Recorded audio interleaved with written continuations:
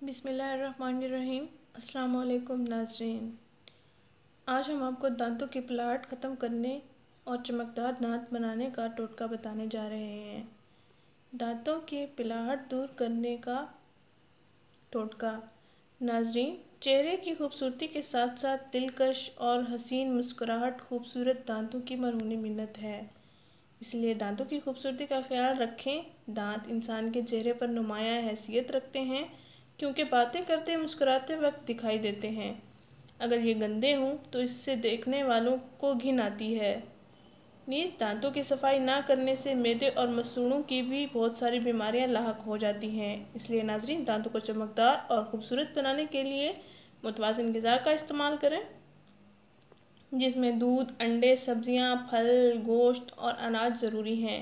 नाज़रीन, दांतों की सफाई ना करने से उन पर पिलाहट जम जाती है, जो कि ग़िज़ाई अज्जा होते हैं, जो खुराक चबाते वक्त हमारे दांतों में चिपक कर पिलाहट की शक्ल अख्तियार कर लेते हैं, जो सफाई ना करने पर पीले पीले दाग हमेशा के लिए जम जाते हैं।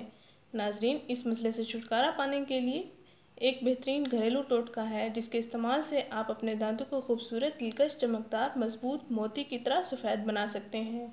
नाज़रीन, दांतों की पिलाहट दूर करने का टोटका ये है। नाज़रीन, सरसों का तेल लें, उसमें 1 चम्मच नमक मिक्स करें और फिर अपने दांतों पर लगाएं। नाज़रीन, 1 चम्मच सरसों का तेल लें, उसमें 1 चम्मच नमक मिक्स कर लें और फिर अपने दांतों पर लगाएं।